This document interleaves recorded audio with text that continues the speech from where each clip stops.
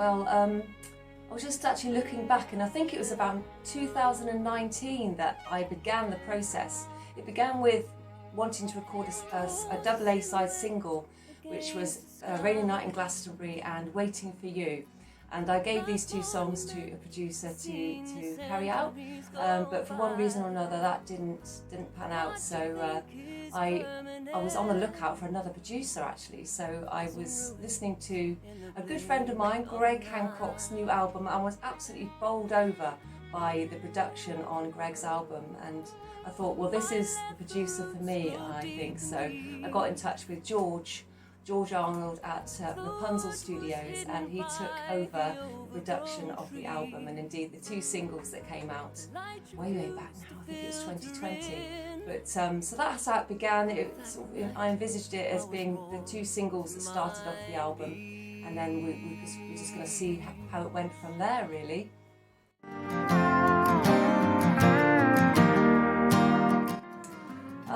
Well, it started out, I did have a collection of songs actually that I thought the title originally was going to be Destinations, but it didn't end up being Destinations, as you can tell. But the theme was around travel and ways through life, and not just through the eyes of myself, but through the eyes of friends and family, people that I know, or just even stories that I've heard on the television and newspapers and things like that. So it's all kind of based around the destination theme.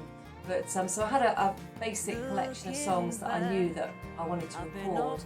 But since pretty much 4 years have gone by, that's evolved slightly, and I've added new ones in. In fact, added one on the last session of recording. I added a totally new one that I'd just written. So it's right up to the nail. It was thinking about the album, what was going to suit the album, and so I hope I've ended up with 14 tracks that all sound similar in their theme, but all suit the same album together, and it's a cohesive sound, I hope. So I've got folk sounds on there, I've got country sounds, and a little bit of a bluesy feel on some of them, but I hope it all fits together as a whole album.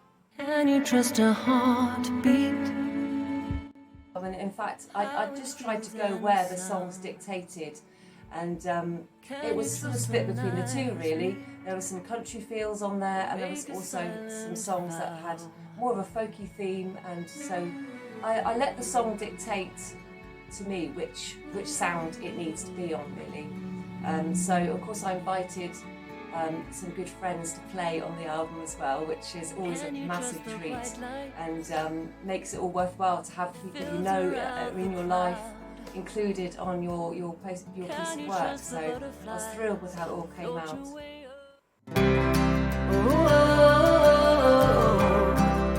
Yes, I did. It's a funny one because I love the production side of it. I love hearing the sounds and coming up with the ideas. George came up with most of them, but I sort of gave the initial ideas to a lot of the things. And I love the production process because I'd already tried producing on Losing Track of the Days and my acoustic album, and I love that process. But the actual recording of the vocals is a tricky one for me because it's you can't encapsulate that sound that you get live in a recording. Well, I can't seem to anyway. It always ends up being slightly different sound to how I sing it live.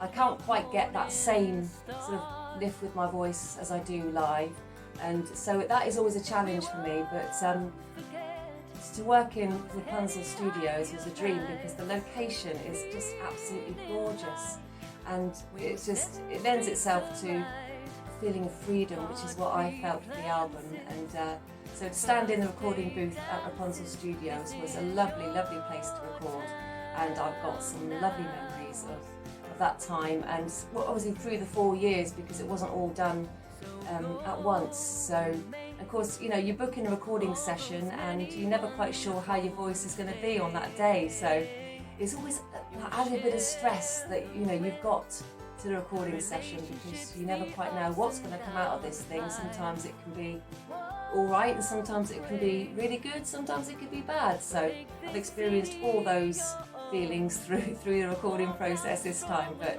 on the whole, it was a wonderful experience at Rapunzel to record the album. Can you take a leap? Oh my goodness! Oh right.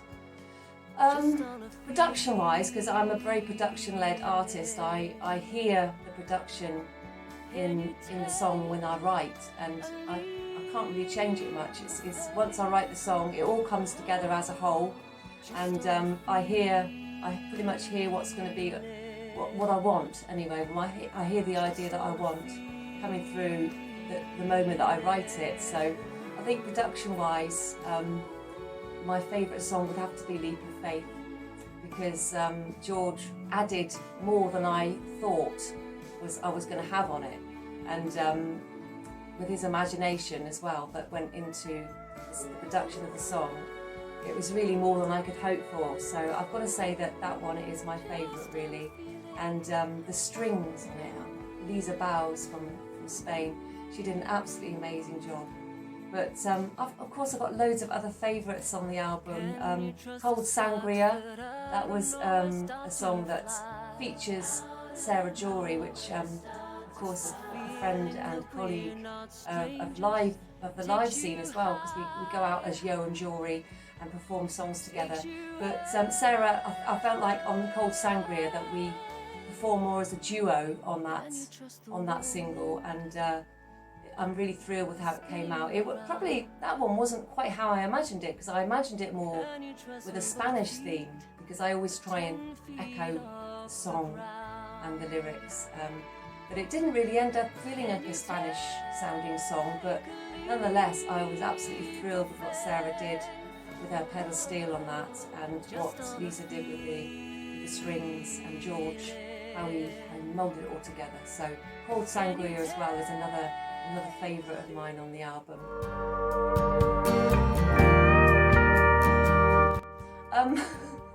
I don't know really. I thought I envisaged a year to 2 years for the album to be done and dusted, because I had lots of plans to take it out on the road at that time and do a big tour and everything. But these things, these things never happen to plan, and you've got to be prepared for that when you're working with other people.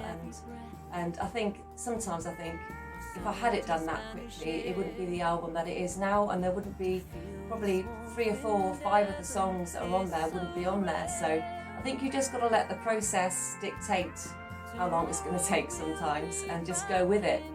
But for a singer-songwriter, it can feel quite frustrating at times when things aren't going quite quick enough. But I think I'm really chuffed with how the album's turned out, so I'm not too worried about the fact now that it's taken a little bit longer than I'd originally hoped for.